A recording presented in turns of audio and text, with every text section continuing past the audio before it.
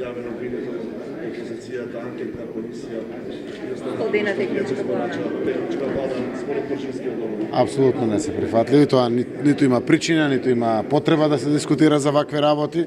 Самите институции дадоа своји коментари, да се бара комисија која што треба да провери дали бил законски референдумот, дали имало законитост во неговото спроведување или слично, во услови кога председател на Државна изборна комисија од ВМРО ДПМН и други институции кои што се надлежни за самата контрола на избирачкиот процес, или еве да кажам управен суд каде што нема променето ниту еден член, кој што е второстепен во делот на одлучувањето, мислам дека само по себе кажува што всушност се сака со вакви барања да се постигне.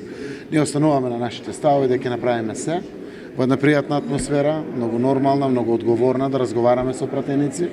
Верувам дека ќе имаме некој резултат на крајот на неделата, почетокот на идната недела, некаде околу 10 октомври е некој таргет, за да секако при тоа и соопштиме на јавноста кои се и следните чекори. Јас се надевам дека ќе имаме можност да соопштиме дека се обезбедило мнозинство повеќе од потребното двотретинско мнозинство. Тогаш е нормално, тогаш е добро за државата и ки навистина Македонија нема да загуби непотребни месеци, но секако остануваат отворени прашањата да се решава целата оваа ситуација, да се решава преку вонредни парламентарни избори кои што не ги посакува. Значи сакам да има еден цел мандат конечно и за македонската економија пред се, и за реформите и за сите овие процеси. Премиерот, дали после се некој што одлука на СДСМ, дали ќе се разговара со Мицковски, дали веќе разговарате со некој од пратениците на ДПМН? Јас мислам со Мицковски немаше да разговарам. Мислам, гледате во минатото, карт бланш дадовме, техничка влада, карт бланш прифативме барања за финансирање на политичките партии, го формиравме ДИК со председател од ВМРО ДПМН за возврат.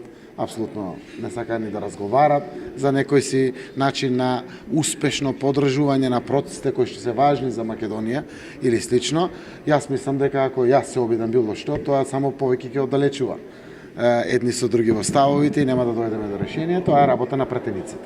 И навистина пратениците треба да разговарат. Јас веќе одржав 2 состаноци со координаторот на пратеничката група, со замениците координатори, со многу наши пратеници кои што на колегијално ниво ќе разговарат. Ќе се видувам јас лично со некои пратеници, тоа треба да биде многу општествено, многу пријатно, за да секако постигнеме цел која што ќе значи конечно Македонија да ја потврди оваа неповторлива шанса за нашите интеграции во НАТО и во Европската унија. Дали постои, премиере, опасност опозицијата да ги бойкотира изборите, ако не се исполнат условите, дали тоа може да го компрометира целиот процес? Не верувам во таква работа, заради тоа што тој процес го заокружувавме кога беше лидерската средба. Со нашето прифаќање за пржинска техничка влада, апсолутно го заокруживме тогаш процесот.